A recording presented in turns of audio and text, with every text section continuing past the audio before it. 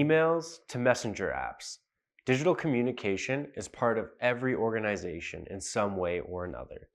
That is why it's important that we communicate intentionally, prioritizing inclusion and accessibility. If we don't risk creating barriers involving people out of important workplace conversations, digital communication is about how we exchange information online. It's the language, the symbols, and the images we choose to use. It's about how we present particular ideas or convey particular messages. The way we communicate online reflects our values. So, if we say that we value diversity or accessibility, our digital communication should reflect this. The photos that we post and the blogs that we write should be diverse. They should embody diversity. And the graphics we create, the emails we send, should be accessible, so everyone should be able to access them. But what does this mean? How do you put all of this into practice? How do you design accessible graphics and send accessible emails? How do you make it clear when it comes to digital communication that you value inclusion?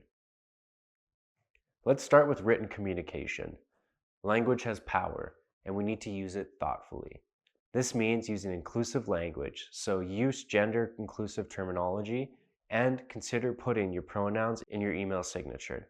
Avoid racist, ableist, or otherwise harmful words or phrases, and avoid technical jargon or language that's unnecessarily complex. We want to use plain, straightforward language.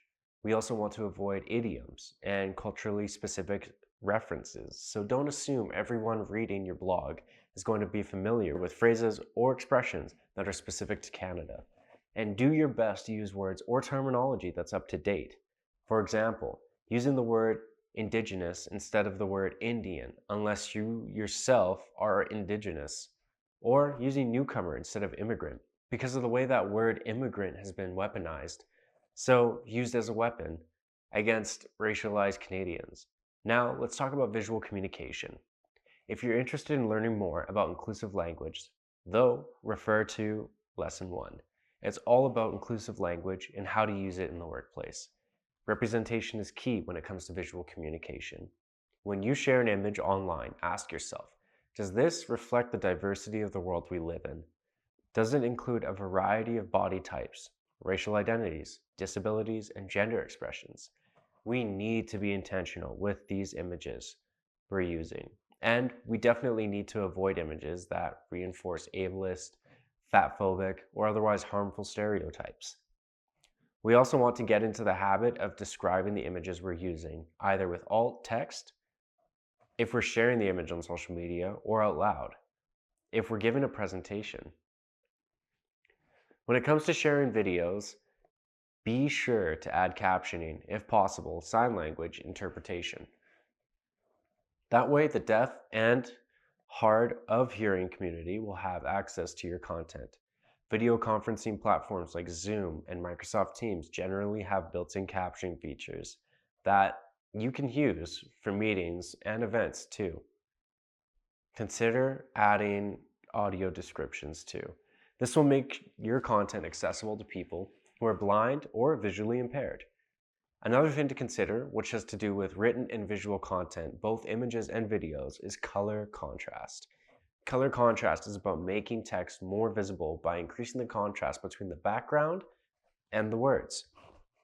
Did you know that almost 1 in 7 people have some form of vision impairment, ranging from color blindness to nearsighted vision to total blindness? There are specific tools that you can use to check whether you've got sufficient color contrast. For example, the color contrast checker linked in the Digital Communications PDF. For now though, here's some quick tips when it comes to color and digital communication. Try to use high contrast colors when it comes to text. For example, black text on a white background or white text on a black background. You always want to aim for a contrast ratio of at least 4.5 to 1. Avoid relying on color to convey meaning, since different colors have different meanings in different cultures. Emphasize hyperlinks by adding underlines, changing the color, or using hover animations to indicate clickable texts. Now, let's talk about emojis. At this point in time, that is, in the year 2024, emojis are more than fun little visuals. They're a big part of how we communicate online. So here are some guidelines for using emojis more inclusively. When possible, opt for non-gendered emojis. Try to choose emojis that break stereotypes. Be mindful of folks who use screen readers. When you put a bunch of identical emojis all in a row, for example, a watermelon, the screen reader will read watermelon, watermelon, watermelon, watermelon, watermelon. Smiley face. Which would be somewhat confusing and probably annoying. Lastly, try to use a range of skin tones to represent diversity and avoid defaulting to the white emojis. This implies that white skin is the quote-unquote norm, or that it is somehow more neutral than other skin tones. So instead of using, say, a white hand emoji, you could use arrows or other symbols. Lastly, avoid using emojis with darker skin tones if you are white. This ties into digital blackface, which broadly speaking is when a non-black user takes a GIF or a meme that features black people and uses it to express themselves. A lot of GIFs and memes featuring black people end up perpetrating harmful stereotypes. If you'd like to learn more about digital blackface, check out the article from Lauren Michelle Jackson, linked in the PDF. The takeaway here is that we need to be mindful of our GIFs and memes, just like we need to be mindful of the emojis we use and the images we share. And now let's discuss text, specifically text formatting. Accessibility is huge when it comes to the text you use, because if it isn't readable, well, people won't be able to read it. So here are some quick tips. Be generous with spacing between letters, words, and lines. This is going to help with readability. Make sure the text you are using is large enough. People should be able to read it easily without squinting. And this includes any text on graphs, in captions, infographics, and URLs. Consider using sans serif fonts like Arial or Calibri. So fonts that don't have serifs, which are those decorative little lines that extend from the top and bottom of a letter or number. Serif fonts, like Times New Roman, are generally considered less readable than sans serif fonts. They're harder on our brains, especially the brains of those who are dyslexic or visually impaired. The same goes for italics and underlining. If you're trying to emphasize something, use the bold function. Italics and underlines are harder on our brains.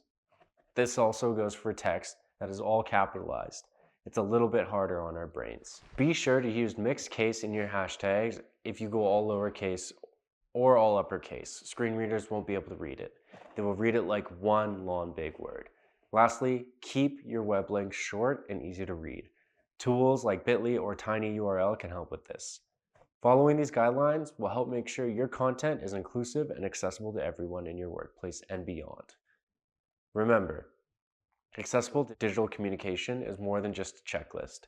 It's a commitment to making sure everyone is included in the conversation.